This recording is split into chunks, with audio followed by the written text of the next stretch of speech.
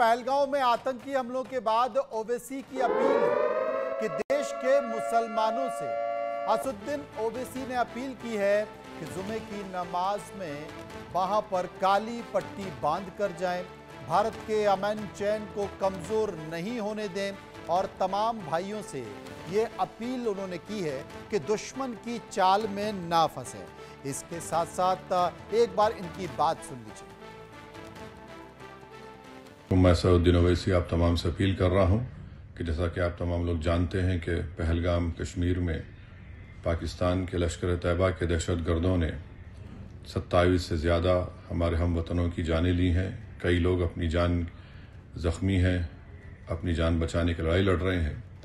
इस दहशतगर्दाना और वहशियाना जुल्म के ख़िलाफ़ मेरी आप तमाम से गुजारिश है कि कल आप जब जुम्मे की नमाज़ पढ़ने जाएंगे अपने अपने मसाजिद को तो अपने बाजों पर काली पट्टी बांध कर जाइए, ताकि हम और आप मिलकर मुत्तहदा तौर पर एक पैगाम दे सके इन दहशतगर्दों को कि हम उनकी इस वहशियाना हरकत की मजम्मत करते हैं और हम कभी भी उनको दीन इस्लाम का सहारा लेकर मासूम लोगों के कत्ल करने की इजाज़त नहीं दे सकते। हम कभी भी इस बात को बर्दाश्त नहीं कर सकते कि बाहर की ताकतें आकर हमारे हम वतनों की जानों को लें। इसीलिए अपनी उनकी मजम्मत करें और कल जुम्मे की नमाज में काली पट्टी बांध कर अपने मसाजिद को जाएं। अस्सलाम वालेकुम।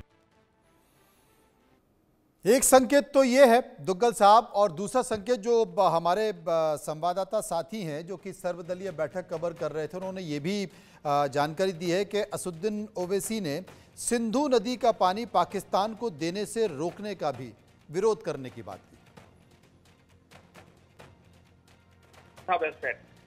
आप सब एक बारीक नजर से देखिए कि कितना बड़ा साइकोलॉजिकल और कंडक्ट का चेंज है काली पट्टी। ये सिंबॉलिक जरूर है, लेकिन इसमें एक साइकोलॉजिकल चेंज की दर्शा रहा है, उसमें बड़ा क्लियर रिफ्लेक्टिव है। और मैं तो ये चाहूंगा कि ये जो एटीट्यूड है ये सिर्फ स्पोकन वर्ड्स में ना हो, ये कंडक्ट में भी दिखे।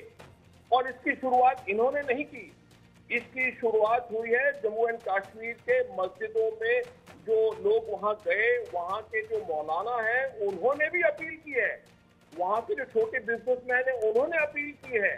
तो जो ओवैसी साहब ने कहा है ये बहुत बड़ा साइकोलॉजिकल चेंज है लोगों में और ये कंटिन्यू रहना चाहिए। जैसा मैं कह रहा था, ये सिर्फ आज नहीं, 15 दिन नहीं, 1 महीना नहीं, ये आगे भी चलना चाहिए। नंबर 1। नंबर 2, बहुत इंपॉर्टेंट चीज जो है वो जो आज बयान आ रहा है उससे साफ लग रहा है कि हम जैसा एक इंग्लिश का प्रोवर्ब यूज करते हैं that Pakistan has shot themselves in their foot. अपने पैर में खुद इन्होंने कुल्हाड़ी मार ली है या उन्होंने गोली मार दी। अब आप देखिए, इससे ये भी रिफ्लेक्टिव करता है कि जो पॉलिटिकल डिस्पेंसेशन पाकिस्तान का है बनाम the experience and mature dealing of the Indian political dispensation. इसी तरीके से जो पाकिस्तान का जो टॉप लेवल मिलिट्री कमांड है, जैसे वो जनाब उनके थल सेना अध्यक्ष 16 जनवरी को कलमे की बात कर रहे थे और बता रहे थे कि कलमा जो है एक डिस्टिंक्टिव फीचर है। वही अभी 22-23 तारीख को जब वो टेररिस्ट अटैक किया, वो उन्होंने वही वर्ड कलमा उठाया। मैंने उस वर्ड की रिकॉर्डिंग की है जो वो लेक्चर दे रहे थे अपने वहां पर।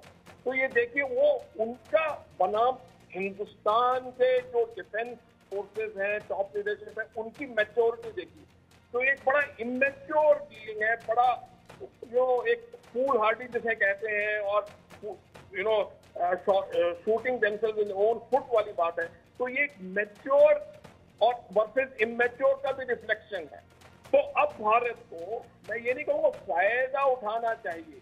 ये जो एक साइकोलॉजिकल बिल्डअप हो रहा है, ये जो एक टेम्पो बिल्डअप